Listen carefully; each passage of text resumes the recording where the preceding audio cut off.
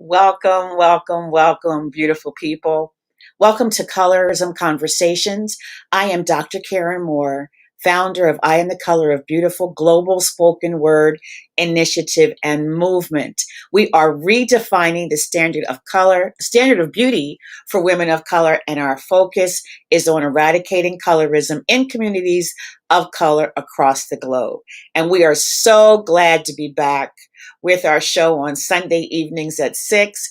And we're glad for a couple of reasons. Glad because it means that my husband is better, much better, and continuing on that road to recovery.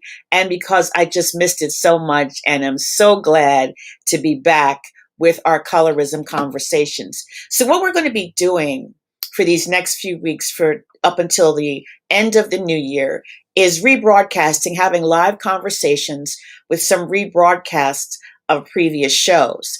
And I'm really excited about this because we get to extend some of those conversations that got to be really good, and we had to end the show at that particular time. So I'm really looking forward to being able to rebroadcast these shows and have some additional conversation on some of those topics around colorism. And I'm so glad to have joining me Miss Renee Moore. Hi, Lauren. How are you? Thank you for joining us. I'm so glad to have my sister, Renee Moore, with me tonight to talk about this deconstructing colorism and loving the skin you're in. So I'm going to bring her on so that you can meet her. Renee Moore, welcome.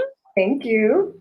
Thank you so much for being here. And I'm really looking forward to us having this conversation tonight. So talk to me a little bit, just for a moment, about what you know about colorism. And I know that my sister Renee Moore is our public health advisor for the Color of Beautiful. So if you could kind of give us just a little bit of colorism and it being a public health issue.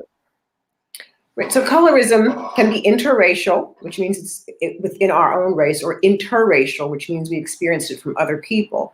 And one of the things that I don't think that people realize about colorism is that it exists whether you recognize it or not. And sometimes it affects you whether you recognize it or not. It has a lot to do with who's selected for jobs, who gets married, who gets asked to the dance. So, and all those things affect your mental health, which has an impact on your physical health. It also affects your economic status. If you're not able to be the one to get promoted or the one to get the higher paying job because your skin is too dark, then that impacts your ability to make money, which impacts your ability to have access to health care, which impacts your ability to take care of yourself. So it's a tough topic. A lot of people don't want to talk about it. I think it's tough as an interracial topic because we don't like to see ourselves as being divisive. Right. And a lot of it is just things that sometimes we don't even think about because it's things that we've been grown up with, little comments that were said, from our parents or our grandparents that we just adopted as our own idea and don't realize how hurtful it can be. Yes. So, and interracially, it's difficult because everybody wants to talk about racism in general, but within that racism is colorism. Right. Wow. That's so profound that, when you say it, talking about not wanting to really acknowledge it and talk about it. So the show that we're going to show today is a rebroadcast of a show I did, Deconstructing Colorism, Love the Skin You're In, with Chika Okoro. And it was very interesting because Chika did a TED Talk that had over 1 million views. And he talked about um, the casting call for Straight Out of Compton. So listen to it. It's very interesting. And then Renee and I will be back to have some discussion on this particular show. So we will be right back with you. This is a rebroadcast of Deconstructing Colorism with Chika Okoro.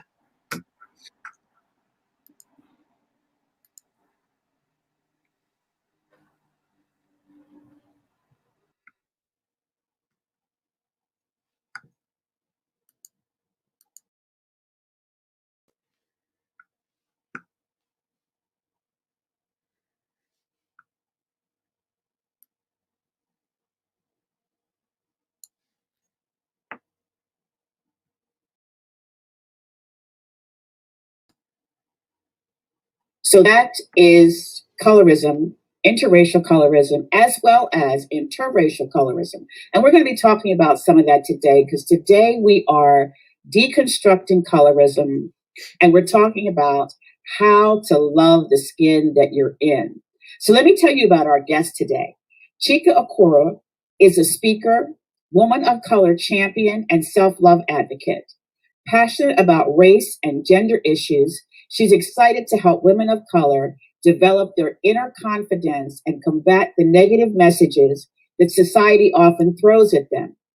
Chika earned her undergraduate degree at Harvard University, where she wrote her honors thesis on Black identity in America. She earned her master's degree at Stanford University, where she gave her TEDx talk, Confessions of a D-Girl, Colorism and Global Standards of Beauty, confronting the damaging effects that colorism has on women and girls. That talk has been viewed over 1 million times all over the world. Chika has since been featured on BET, the Stew Podcast, and Red Table Talk, where she tackles topics such as self-love, self-worth, and imposter syndrome, and shares how others can also conquer these obstacles in their lives. So we want to welcome two beautiful color conversations, the beautiful Chika Okoro. Welcome, my sister. Hi, thank you for having me. Thank you so much. Thank you so much for being here. We're so excited to be able to talk to you today about colorism and about your experiences with colorism. So I want to start off by you kind of explaining about your TED Talk and letting us know how that came about and about the actual Straight Outta Compton casting call. If you could kind of give us some background on that. Yes, so it came about almost accidentally in a way. So in my grad program, we had a public speaking course, and I've always enjoyed public speaking. And in that course, you can talk about anything you wanted. And I've always been interested in race and identity. I studied that in college. And so I knew that I wanted to give my talk around something surrounding race. And so the summer before that class was supposed to begin, I was thinking about what I wanted to talk about. Coincidentally, that was also the summer that Straight Outta Compton came out. And I truly did love that movie. I truly did see it in theaters 3 times because I'm from outside of LA. So I loved how that movie was, telling the stories of Black people in LA. It was a majority Black cast. And I personally felt very seen and empowered through that movie. And so you can just imagine just how devastating it is, or it was, when I heard the casting call scandal. I saw it on Facebook. It was, scandal. Look at this discriminatory casting call. And it was so just disheartening. And just that juxtaposition, how before I felt very seen and, valued through the movie, but then to see this casting call and realize that not all Black people are as valued. And so I'll do just a quick summary of what that casting call said. It ranked the women extras that were in the movie from A to D, A being the most desirable, and the A girls were described as the hottest of the hot models, listed all these ethnicities, did not list Black. And then it goes down to the B girls, and the B girls, the prototype was Beyonce, which everyone was like, how is Beyonce a B girl? And the B girls said you had to have light skin, long, real hair, super thin, model types. And the C girls could have been medium skin tone. It's okay if you're wearing a weave, but your hair still needs to be long. And then the D girls was darker skin, poor and out of shape. And so just to see how just literally written in black and white, a clear value judgment, based on hair type and skin tone. And it was just so disheartening that this movie that I thought was empowering to really see what was going on behind the scenes. And just with how deeply I felt that betrayal, I'm like, that is what I want to give my talk about. And so I developed this talk in for the class, and the professor is a TED speaker. And so he invited me to reprise that talk for the conference. Wow, that's amazing. And it was an amazing talk. And I want to advise anyone that's watching us to go to YouTube and to watch that talk. It was absolutely amazing. And you also in that talk talked about seeing how young girls, how children are being conditioned to think that the lighter your skin, when they did the study with who's the pretty girl, when they had the little girl there, and who's the pretty girl, and she picked the white girl, and who's the smart girl, and she picked the white girl, and who's the ugly girl, she picked the dark skinned black girl. Yeah. And so it is so important that we understand what's happening in our communities, and that we are focused on making sure that our girls who are coming up understand their importance and their value, and that we continue to really impress that upon them. So that talk was amazing. And not only would I recommend that our audience go see that talk, but also have your young girls watch that talk, because Chika was really amazing with it. And you'll have the opportunity to be able to have your girls exposed to what's happening, but to know that there is a young, beautiful Black woman out here telling them that they are beautiful. So that TED Talk was done in 2016. Mm-hmm. Do you see a change in what's happening with colorism since that time?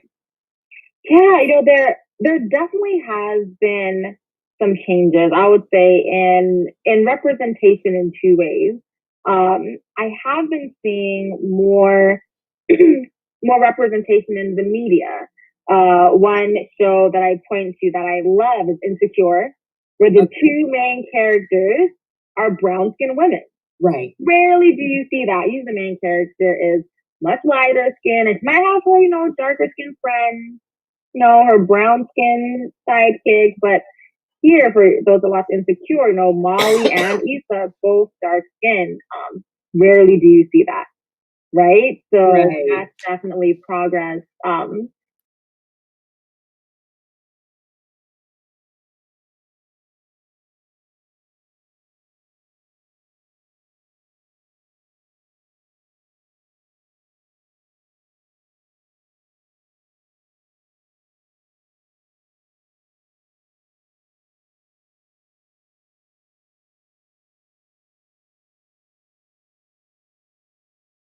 If, I go on the shelves and products for me don't exist, that invalidates your lived experience. So I am starting to see that, we're seeing products for us. We're seeing products for, all hair textures, not just the loose curls, you're seeing products for all textures. So I am starting to see improvements. And I hope it can be sustained. Yes, that was the next question, is do you think the change will last? I hope so. I really hope so. I do think I think there definitely has been some true step function changes. Like, I think the beauty industry is forever changed. Like, no beauty companies can now get away with not having products that truly fit the needs of everybody. I'm hoping that we can see a sustained change in media. It's weird because it comes in waves. So right now, I feel like we're experiencing what feels like this renaissance of Black people in media, and I hope it stays.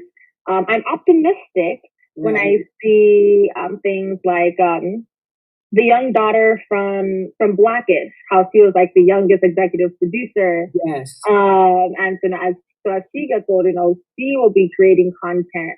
And I know Issa is trying to open lots of doors for, other Black content creators. So I'm hoping that will help, things change in the future. Because it's when people like us are making the content. Right. That's how you'll see the representation. Right. So I'm cautiously optimistic. Yes. And we have to have optimism. We have to be hopeful. Mm-hmm. Did you have any experiences with colorism as a child or as a teenager? Can you give us some background on any experiences you may have had when you were younger? Yeah, so it's interesting because I definitely always felt it was something, but I didn't know what the name of it was, right? So, yeah, I remember in high school, but I grew up in a community that there was not that many Black families. I was definitely one of the few. Me and my friends, we were one of the very few. And, I remember not getting a lot of attention, not getting a lot of attention from the guys. I had always thought, oh, well, it's because I'm Black. So once I could put myself in, more Black settings, then maybe I'll have more luck. When you're young, that's on everyone, boys things like everybody else. And then so when I'll get into more majority Black spaces, still feeling invisible, still feeling overlooked. And I remember not knowing why. I'm like, oh, are my braids not cute enough? Like, is it hard dress? That I remember there was one particular moment that was almost like the watershed moment. It was me, a friend of mine who's also brown skinned, same complexion as me, and our friend, she's half Mexican, half Black, so she's mixed. So she has the light skin, light eyes, these curls. And three of us we're walking through the mall for the pure focus of just trying to get attention. And we're like 14 or something. And all the guys are making a beeline to my friend that's mixed. Beeline. All the guys are coming straight to her. And my friend, who's brown skin like me, is getting more and more upset. So by the end of the afternoon, she's like, it's not fair. Everyone's just talking to her because she's light skinned. And that was like a light bulb went off of like, oh, that's what's been going on. And it's like, once you see something, you can't unsee it.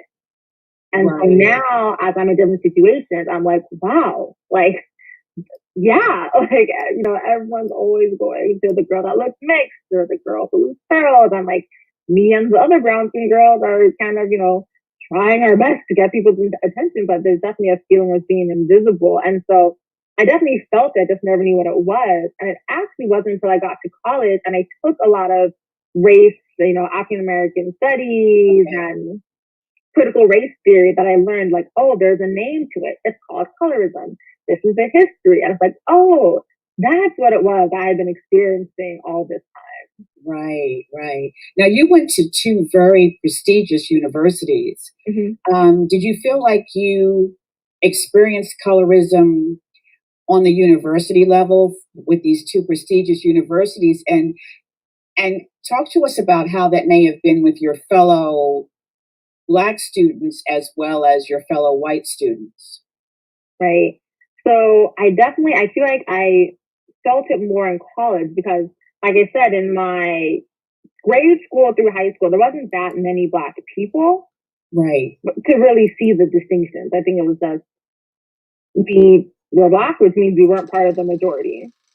So then when I got to Harvard, where there was a lot more of us, that there was a pretty robust Black community. But it was robust enough that you can see divisions. You can see divisions. Okay. And it's very clear who are the ones that are sought after. It's very clear who are the ones who are popular. It's really clear. Right. And then also, while we didn't really have strong fraternities and sororities, we did have other types of social clubs. And once again, when you look, it's like, oh, wow, they all look a certain way. So definitely saw it playing out. I mean, it wasn't as overt as in what you see in the movie School Days. It wasn't as there's no overt brown paper bag tag, but the legacies of it are still there. Especially, I'll talk to students, or my classmates, and they're in things like Jack and Jill, and they're talking about how, their parents were in different clubs, and it's like, you see the ones who, come from a legacy of privilege and things like that, and it's those that are lighter skin, and it's because it's generational. So definitely saw it playing out there. Right. Do you see it so much in the work that you do? In the work that I do, what do you mean? So I mean, in your job. I'm sorry. On the job, do you see? Yeah. Do you feel like you've experienced it on the job? Yeah. No. Great question. No, because I work in marketing at an e-commerce company, and throughout my years being there, I think they've gotten much more conscious and much more aware, and have now I feel like really been a part of the diversity and inclusion conversation. And then, they're definitely trying to learn. When I first got there, and they're much smaller, there was definitely an assumption of the types of models that they casted.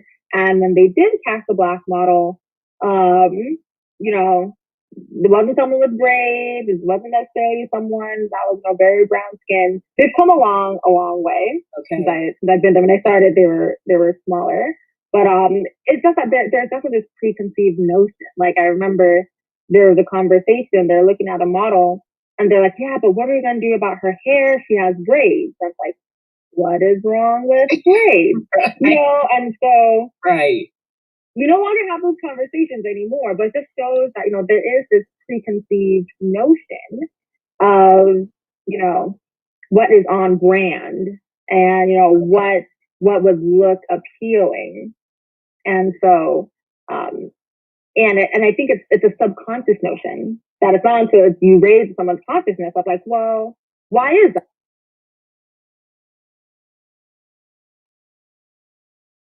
I didn't think about that. So it's just a testament that a lot of these beliefs are subconscious.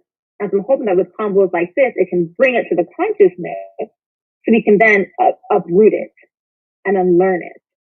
Right. So are you pretty much free to give your input when they have these kinds of things come up? Or do you feel free to be able to give your input on it and find out why particular things are happening or not happening? Yes. So definitely they've been very open and want to learn. And so to the extent that I'll see things I don't agree with, typically open to having a conversation. That way we can get to a much better place. Right. That's great. Mm-hmm. Why do you think colorism seems to be an issue that people do not want to talk about? That is a great question. It's definitely something that I've noticed within, just as I've learned about it and as I try to engage in conversation. I think it's, as a Black community, and I do believe this, is that, we are stronger together. And to acknowledge colorism means for us to acknowledge the discrimination within our own community. And it's almost like you don't want to air your dirty laundry. Like, I don't think we want to admit that even within ourselves, that there are these beliefs, and it's a belief in which, those with proximity to whiteness is advantageous. Like, no one in the Black community wants to admit that, Right. Right. But we know it exists. And so by not talking about it is what lets it continue. So, I think it's us ourselves just not wanting to come to terms with the internalized racism that is seeped deep within the community. Right. That is so true. And I think that we don't, not only do we not want to acknowledge it, but having a conversation seems to be a very difficult thing in regard to colorism. People kind of just they don't really want to even, like you said, acknowledge that it exists. And they especially don't want to engage in conversation about it. And that's one of the things that I know I have found, is that it's difficult to get people to engage in a conversation about it. And until we're able to have conversations and be able to get to our healing, we're going to continue, in my opinion, we're going to continue to experience it and not be able to really address it. Yet we've got women who are dealing with decades of hurt, as well as our young girls that are coming up and now having to deal with it. And it's there and it's visible, but we just push it under the rug. And I think that we really need to get to the place where we're really acknowledging that it exists and that we have to have open conversations so that we can heal. Yes. No, it's having an open conversation, because like you said, that is how the healing happens. Because right now it's, like you said, this is generational. It's being passed down. And actually, I was on a webinar conversation either early this week or last week, and we had an older woman on the call, and she was talking about how she definitely experienced it when she was growing up, but she was like, but when I think of how things are today, I think it's much better. And the rest of us on the call are like, it's definitely still an issue. And it's one of those things where it's like, I wish it were better, I think for her, it is very disheartening that, what she experienced, in the 40s, 50s, is still is, I know it's not as overt. It may not be as overt. She just had very vivid memories of just very brazen disrespect. While it's not as overt, the hurt is still there. And that's even what I learned when I gave my talk, and the outpouring of school-age children that reached out to me saying, I relate. And it's like, while I'm glad that my talk was an inspiration, my heart breaks that you still feel this way. That at 13, 14, and that's what really made me very passionate about wanting to talk about this, because it exists. Even though we're not acknowledging it, brown-skinned girls all over the world will tell you that that they're made to feel lesser than. And that is going to be devastating to, your development of your self-perception and of your own, self-esteem and self-confidence. And, self-confidence is what you need to propel you through the world. And so if that is stunted at a young age, then, we can't reach our full potential. Absolutely. So how do you think we can effectively work towards eradicating colorism in our communities? We did talk about open conversations and things like that. Do you think there's anything else that we need to be doing or that we can do to help to address the issue? Yes. Open conversation. And because what that does is it brings it into our consciousness. Because, so much comments are made that's really just the subconscious of like, oh, aren't her light eyes so pretty? Or like, look at her hair, like all these little things. Young people soak it up.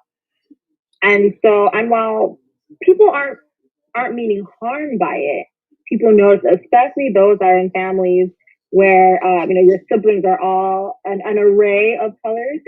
You can pick up on how different folks are being treated. And so bring it to your consciousness to make sure that you truly are expressing that everyone has value. So making sure that you're expressing that at an early age. And also, really watching what people are exposed to. When I think back to the doll test of the 4-year-old or 5-year-old girl, and how she so quickly is able, or in her mind, is able to label the white doll as pretty and smart. Right. And the darker skinned doll as the opposite. That is learned. Like, that is not an innate belief that we have.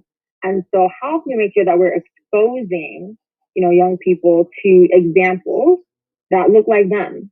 Because I do think it's very harmful if you feel like the representation of yourself is deemed as lesser than. I think that's very harmful. So making sure that we are exposing young people to examples of like them, that they can, that's in a good light, to show that like, hey, this person looks like me and they're beautiful, they're smart, they're valued.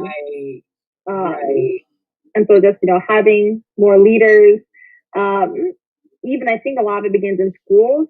Not many of us had Black teachers. We often have white teachers. So even, if more people in our community can be teachers, and if we can, put our kids in schools where they can see people in power, people in authority that look like them, I think will have a really big effect. Absolutely. I think that is so true. And I think that even in the media too, we have to begin to see differences with, like you were saying about television and in the movies and things like that. We've got to begin to see ourselves in the movies. Our young girls have to begin to see the beautiful. I know one of the things that always struck me, Viola Davis saying, why can't I be the love interest? Why can't I be, the woman that is pursued as attractive and beautiful? And it's going to be really important for us to even begin to see ourselves in the media as, and like you said, because I loved, I haven't seen Insecure. I don't watch Insecure, which I'm going to check it out. But even seeing Issa Rae in The Photograph, that movie, it was just wonderful to see a beautiful Black woman being pursued as a love interest and as a beautiful Black woman. And I think so much that we really need to see so much more of that. And our girls need to be able to see so much more of the fact that, yes, we are beautiful and will be acknowledged by our men as being beautiful. So, what would you say to your 8-year-old self or to an 8-year-old girl about their dark skin? What would you say to a 16-year-old? And then what would you say to a 21-year-old? Yes. To the 8-year-old, I will tell her, I will tell myself, that you are beautiful and that you are as beautiful as you are smart and as you are creative and as you are a leader. And to never forget that you have so much to offer. Yes. So I'll tell my 8-year-old or an 8-year-old. To the 16-year-old, I will tell her to not worry at all about what the boys are doing, what the boys are thinking, and to know that, right now is the time to develop yourself. And right now is the time to, try to start to figure out what your passions are. And, 16, some of your best years. So have fun. Have fun with your friends. Have fun starting to learn the things that you're good at and start to learn the things that you're passionate about. And the right guy will come. So do not waste, don't pay them any mind. Especially at this age, they're silly. You are beautiful. You are smart. Like, this is the beginning of the journey. And to the 21-year-old, I would tell her, this is your time. The world is your oyster.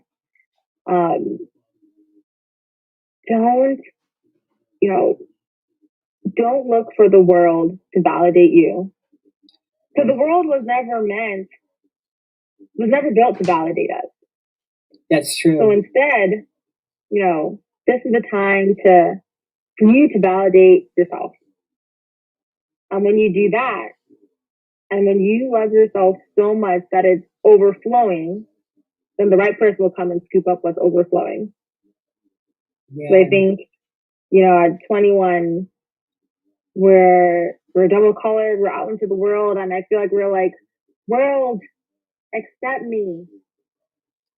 Not like when you think of the history of the U.S., the world was never built to accept us. So, 21 is I wish that at that time I had the knowledge that everything I needed was within me, and all the love that I was seeking from outside, I had that within me. And, it's only when you love yourself so much that you then can be able to receive the love receive true and unselfish and pure love from someone else. Right. That is so true. And I think that's such great advice. And for our young people to be able to really tap into that.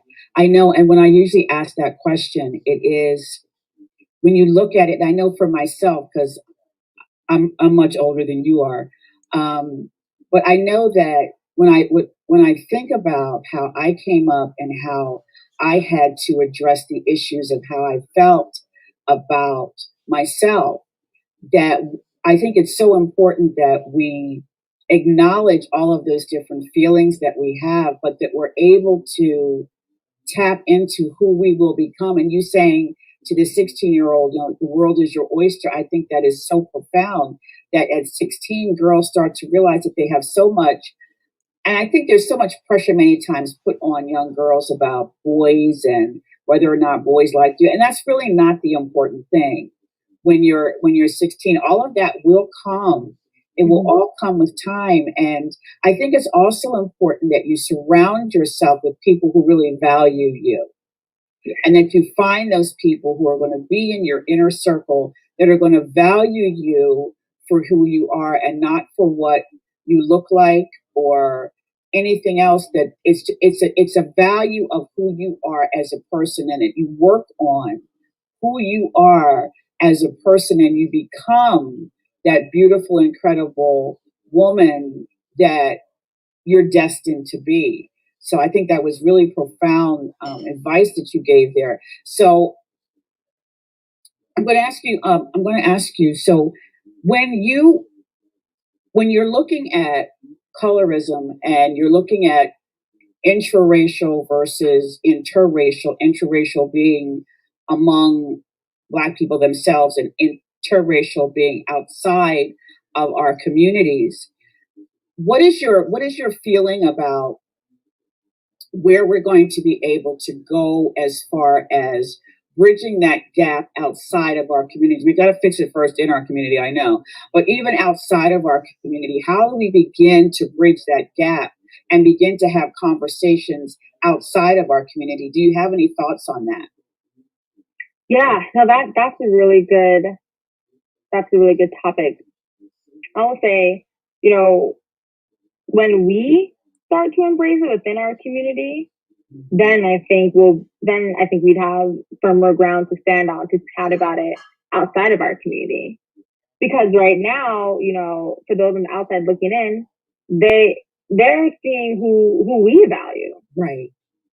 So I think when we are able to embrace all of us within the community, and when we're able to address our internalized racism and root out those feelings, then I think we'll be able to, talk to those outside of our race and really say, why are you placing value in just those that are lighter skinned? Like why are you, placing value in those that who you think have more proximity to you? Then I feel like we would really be able to educate and really show them how it's wrong. It's harder to do that when we too are having those beliefs. I think as we start to root those out, then we'll be able to, confront those same issues of those that are perpetuating outside of our race. Right, absolutely.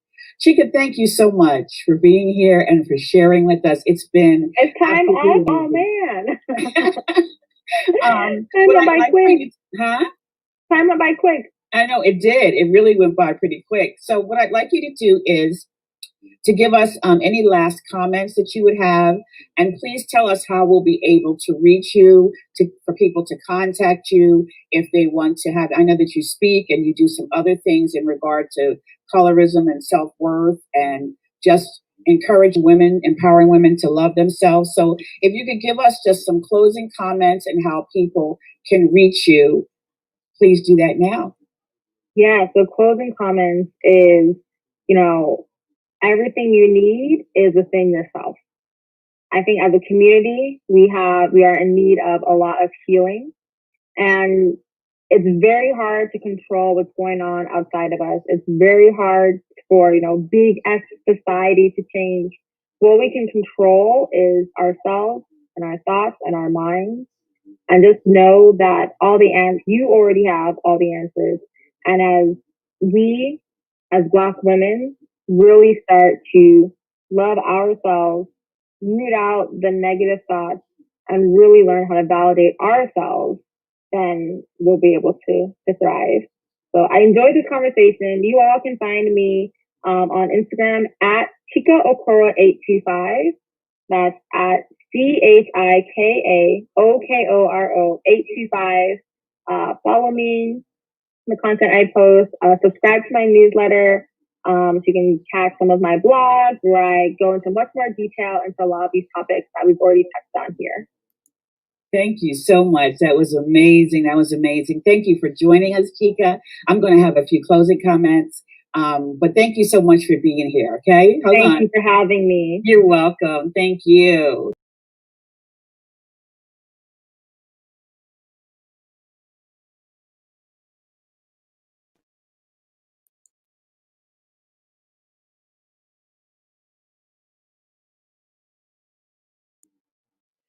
All right, that was our rebroadcast of our show with Chika Okoro, and that was an amazing show. She made some really, really, really amazing points and some really interesting things. And one of the things I want to talk about in particular is in the beginning she talked about the Straight Out of Compton casting call. And the thing that was so, now I was never an NWA fan. I don't do rap. I don't follow rap. I don't know a whole lot about NWA or Straight Outta Compton or any of that.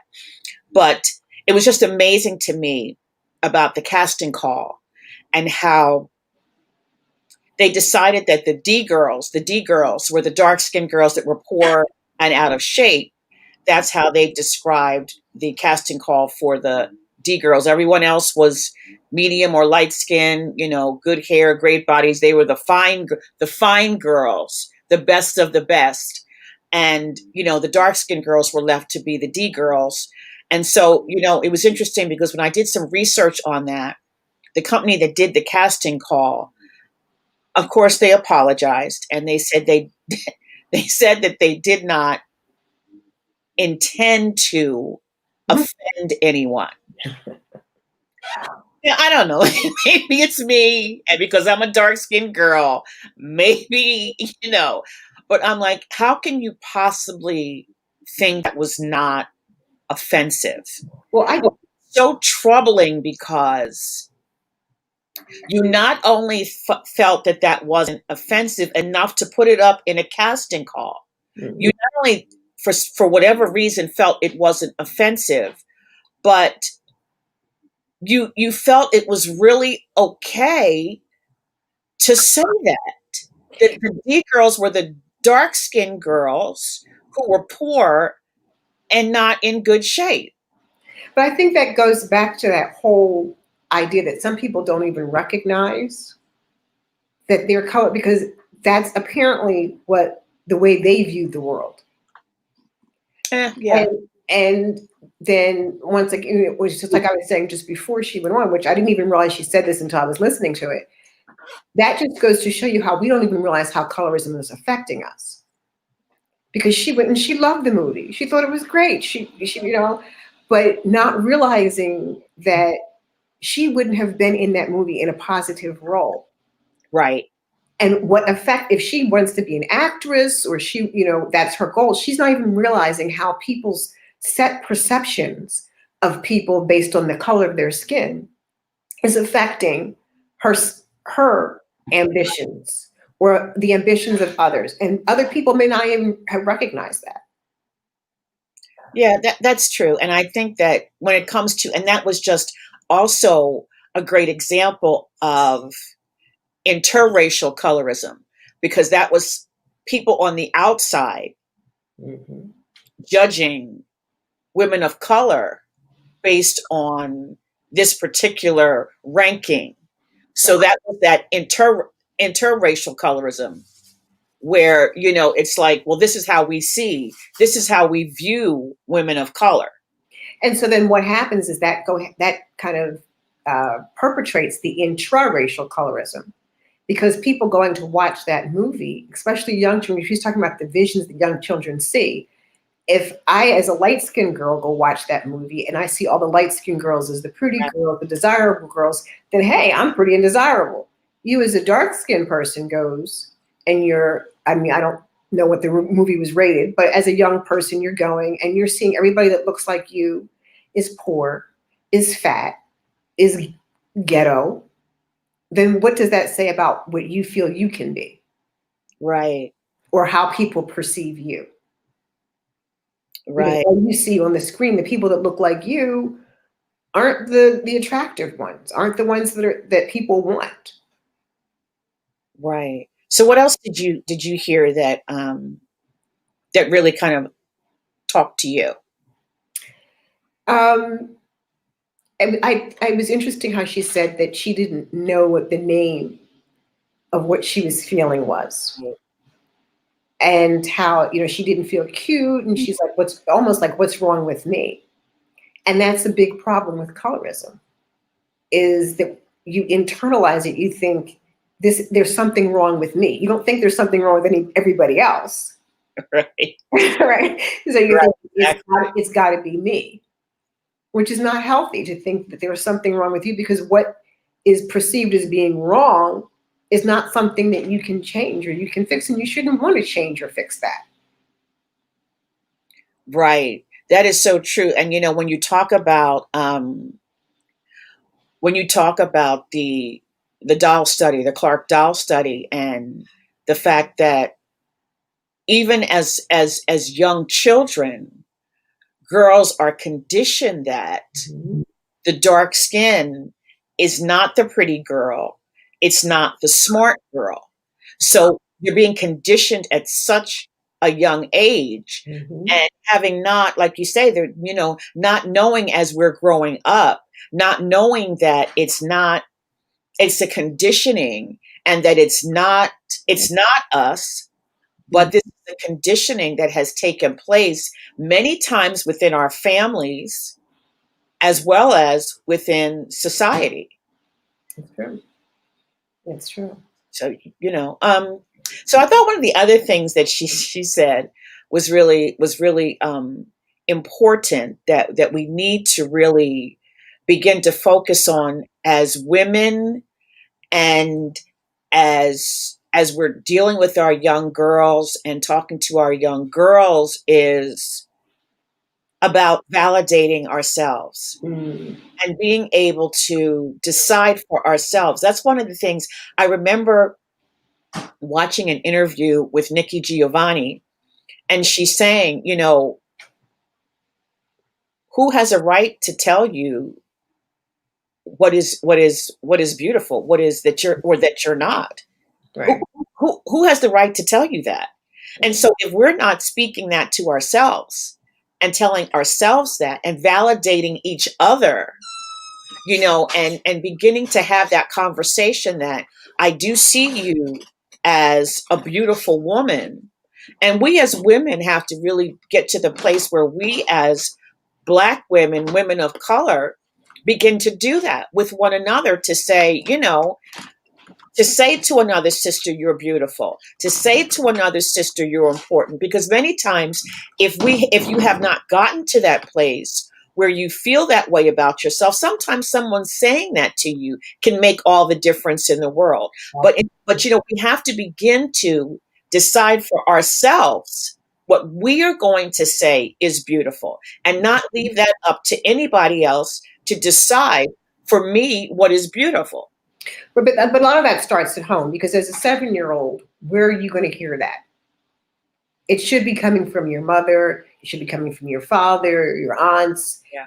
your teachers. So if you have to be in that type of environment to develop that from a young age, That's true, but I think someone there that says to you, you are beautiful, you are worthy, you are enough. right, right. And I think that I know that I remember when the video went viral of the hairdresser that was doing the little girl's hair, and she said and the little girl said, "I'm ugly," and the hairdresser was like, "No, you're not. Who told you that?" That's right. And she just embraced that little girl who was saying that she was ugly. And whatever might happen within our families, we've got to begin to deconstruct all of that within the family. Right. And many times it is a family issue. And I can honestly say that I never experienced it. I know you don't consider yourself light skinned, but you are lighter than I am. And I never experienced it in our household. It Yeah. never was an issue within our household. I never felt that I was treated differently than you, though you were the favorite child. Oh, So that's not good. but you were the favorite We'll child. discuss that later. Right. I never felt it within our home that I was different or that I was treated any different or that I was told that I was not beautiful or anything like that. And I think that it wasn't until I got outside of the home where I began to see the difference in how I was treated based on my color. Now, it is definitely something that has got to begin to be deconstructed within our families. And we've got to be able to stand up within our families and say, no, this is not acceptable. No, this is not right.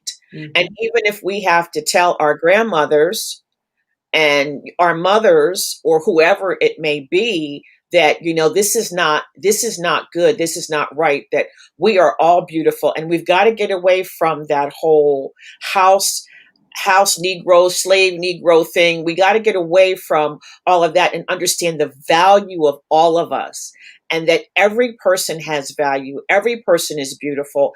We need to speak this to our young girls and not have them growing up to become bitter, broken women. So And we've a got lot of it, bitter, broken women right. so that we can talk to our girls who don't end up, a lot of people say, Black women are angry. And a lot of dark skinned women get the angry Black woman label. Mhm. Well, I say all the time that, you don't know the story behind the woman that may appear to be an angry Black woman. She may be a hurt Black woman. Maybe if you took the time to talk to her and see what was going on with her, it could be that she's a hurt Black woman and that she has endured some things throughout her life that have made her not feel valued, not feel important, not feel beautiful. And so here she is. Now she's a woman who's had to endure all of this. And like you said, there may not be an understanding of exactly what it is that has made her feel this way, especially if she's dark skinned, growing up in a family where so many people are lighter than she is. And a lot of times too, people don't realize the power of words. And especially when you're dealing with children, a lot of what's said as a joke has an undercurrent to it. Yeah. That children begin to internalize that. All those jokes about, oh, your mama's so Black, she, whatever, or, you're so light, whatever. Those things are said, supposed to be jokingly or, or whatever, but that the power of those words sticks with people. So we really have to even just cut a lot of that out in our families. Yeah. Because it's degrading to our own people. And it's not, I always say, I never really realized that I was offended by it, but I had an uncle that called me Little White Karen. Yeah, he did. I don't think he knew my name. I really don't think he knew my name. He told you Little White Karen. All he called me was Little White Karen. And at the age where I wasn't going to say anything to him because we're raised too with that whole thing of you don't talk back to your elders, you don't correct your elders. But as I grew up, I began to think, I really don't like that name because I'm not Karen and I'm not white. So we do have to be very careful of the things that and I don't think he meant harm by it. I think, it was one of those things where, oh, I'll just say this because it's kind of funny. But what kind of impact does that have on a person now and down the line? Right. Lauren says, when I told my late father that I wanted to be a supermodel like Beverly Johnson or Iman, my father said, quote, that's like every Black boy wanting to be a professional athlete. You should focus on something more practical, something society needs Whoa, you for. whoa. And you're beautiful, Lauren. You're absolutely beautiful. And it's funny that she should say that, because one of the things that I think Chika was saying was about having role models. And, the media really needs to, and even we ourselves have to be very conscious of pointing out to our children, if this person can do it, you can do it. And be encouraging and supportive. I mean, there's so many, not only Kamala Harris, but I mean, there's a chef, Chef Russell, that just became a Michelin star. She's the first Black woman in the 93-year history of Michelin star chefs to become a Michelin star chef. So any little Black girl that wants to be out there and be a chef, you can be the best. You can be a Michelin star chef. The Marissa Martin, the one that did the first, she was the youngest producer in history at age 13. Yeah. So it's so important, the power of words and what we tell our children, and to be supportive of their ideas. There was the Lena Waithe, first Black woman to win a primetime Emmy for a comedy series. Okay, there's so many things that we're out there doing. Recently, there was the first Black woman that's going to be Jeanette, I can't remember her last name. She's going to be the first Black woman on an international space station. Mm-hmm. So we have to believe in our children. We have to tell them, if that's what you want to do, then it's going to take some work. It's going to take some discipline, but you can do it. Right. But I think, our parents had a certain experience. And because our parents had that experience, I think that in many instances, they feel like they have to give you what is reality. And that sometimes I think our parents, now I don't know how old Lauren is, but I think our parents were very much, because of what they came through and how they came up, that it was very much about what realistically you could do. For instance, I remember when Barack Obama became president, I knew that for Mom, that meant something totally different than what it meant for us. Mm-hmm. Because in her world, even for me, in my world, I never would have imagined that I would have seen a Black president in my lifetime. So you can imagine what our 80-some-year-old mother felt about seeing a Black president. Mm-hmm. So, many times I think our parents say things based on their experience and what they know to be their experience, having come up through the civil rights era, having come up and seen so many things. And I think that many times they want to keep us from disappointment and from hurt, but not realizing that we can rise above some of these things that held them back. And I think for those of us though I found out the other day, they changed the age for baby boomers. I didn't quite get it. But anyway, for those of us that typically are considered baby boomers, what we have to do for our children and our grandchildren, because a lot of baby boomers at this point are grandparents, we've got to be able to see beyond what our own experience is and be able to communicate to our children and to our grandchildren about the possibilities, and that you can be anything you absolutely want to be. And this is one of the things I said when Barack Obama became president. Now, when you tell a child that you can be anything, even president of the United States, there was a point of reference. So now there's a point of reference. Kamala Harris being vice president, there's a point of reference now for these children to see that, yes, I can be president of the United States. I can be vice president of the United States. We now have these points of reference so that it goes beyond what my experience is for my generation, And so the generation under me and the generation under them now have a point of reference, because sometimes unless you are really, really, really tapped in and really in tune and really can see beyond what you see, many times it seems like it's impossible. And I definitely agree that we definitely need points of reference. And what I would say to that is do the research, because the point of reference doesn't have to be the most famous person in the world. That's true. Okay, because there are Black people that are nuclear scientists. There are Black people that are physicists. There are Black people who are doctors, lawyers, engineers. We're out there doing everything that there is to be done. So if your child comes to you and tells you, I want to be a geologist, then you can best believe that somewhere out there is a Black geologist. And right now with the internet, I mean, like you say, with the baby, with art, when we were growing up, it might have not been as easily accessible to find that information, but now we can.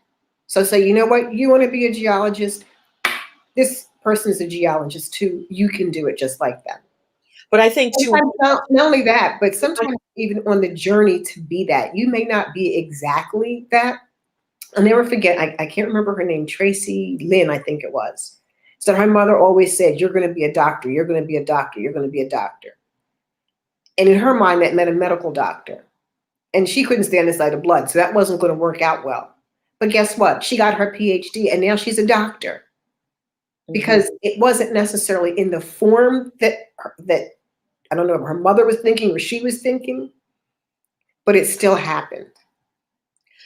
And I think also that we can encourage our children that even if you become the first, that still is an option, because we're still in the year 2020, we're still getting the first Black this and the first Black that and the first Black. Well, if there isn't anybody yet, then you're going to be the first. There you go. And that's what we need to really be communicating to our children, is that if that's what you want and that's who you want to be, you're going to be the first. That's it. Let's make it the first. And you know, don't worry about, because one of the things interesting that Chika was talking about was the corporate look and a corporate brand. And, you know, we can sometimes be intimidated by that. We go in, because I know one time I went to apply for a job and I looked at the office and all white people. And I thought to myself, this is not where I belong. And I went through the motions of filling out the paperwork, but I had no intention of ever going back to the interview. Because I just felt like there's nobody here that looks like me. What I should have said is, I'm going to be the first one here that looks like me. And then I'm going to open the door for the next one to make it a little bit easier for them. So sometimes we have to be willing to take that risk, that challenge, that, you know, and be like you say, be the one to break the barrier, be the first. Absolutely. Absolutely. And sometimes, even though we might not see people that look like us, because we could go into the whole hair discussion. We could spend hours talking about Black women in hair. We really could. But, you know, it's I think we have to make sure that we're not letting anything stop us from being originally who we are. I think that there still are some issues regarding hair and what is considered acceptable in certain spaces with our hair. So I'm not sure exactly how we're going to deal with the hair thing, but I think that we nonetheless should go forth being authentically who we are. And, you know, because I remember when we were coming up, you didn't dare go on an interview with braids. That's right. I mean, we went through training about what to do in an interview, and you did not wear braids. You did not wear your hair natural. You did not wear braids. You know, no piercings, no tattoos. No, I mean, they didn't do tattoos too much back when we were in the interviewing space. But you know, there's a whole lot of different things now that are that can be difficult to get past certain barriers. Though, sometimes too you have to be, sometimes you might have to just start your own. Yeah. If you're a unique kind of individual and you want the funky hair, you you want the funky hair and you want to be able to do the piercings and the tattoos and all the rest of that, you may have to start your own and just be that person that says, okay, I'm starting my own business. I'm going to do what's authentic and naturally me. And I think there are spaces where you can go in what's considered the unconventional corporate America. I know when I worked for Apple, when you look at Apple, I don't think even Mark Zuckerberg, I don't think he had put a suit on until he went before Congress. Jeans and Tim Cook the same way. It's jeans and a shirt, and let's get it moving. But I think that we have to be willing to try and to be the first in all kinds of spaces, even if it means that it's unconventional. But we're going to be the first to take this step to be different. So I do want to mention that Lauren says was 12 when the incident with her father happened. She's 49, but adulthood is where we spend the rest of our lives, repeating habits and actively recovering from the hang-up of our childhood. And to that, I would say, it's a healing process, and we need to do what we need to do to heal, whether that's seeking professional help or just stepping out and starting to really believe in yourself, to speak positivity to yourself. And you're never too old to redo yourself, Mm-hmm. to gain that confidence. The community is important. The people you surround yourself with, very important. And sometimes, even though we don't always want to look at it or admit it, sometimes it may even mean spending less time with family. If your family environment is toxic and your family does not really love you and appreciate you for who you are, But some of it too. I'm always a big. I'm a big believer too in giving people a chance. So if I come to you and I say, you know what, I know this has been going on for 40 years, but I think we need to talk about it because I find it hurtful. I find it unacceptable. And if we can sit down and talk about it, and I can explain to you why it makes me feel the way I feel, and you can respect that, and you can agree that that type of behavior needs to be stopped, then great. We can continue and we can go from there and point out when those people are doing, because sometimes habits are hard to break.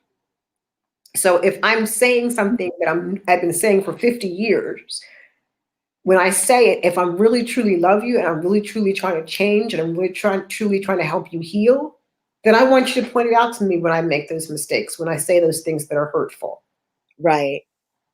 Now, if I decide that, now you want to get new and I don't want to cooperate with the process, then okay, I got to step away from you. Yeah. Yeah. Well, this has been great. This has really been great. And I'm so glad that we had the opportunity to do this, to watch that rebroadcast of that show and to talk about these different things that we still need to be talking about. I'm so glad that we're able to come back now. We're going to be every Sunday at 6 p.m. Up until I'm not sure about Christmas weekend and New Year's weekend. We're not sure about that yet. But anyway, every Sunday up until at least Christmas, we're going to be here looking at some of the shows that we've done. And in January, we'll restart our season 2 in January. But it was so great to have this conversation and the conversations that we definitely need to be having with one another, with our children, with our grandchildren, with our girlfriends. And it is so important that we continue to have this conversation so that we can address colorism and work towards eradicating it in communities of color all across the globe. So thank you, Rini. You're welcome. Thank you for having me. Lauren, thank you for being with us. We thank anyone else that's on and anybody else that will see the replay.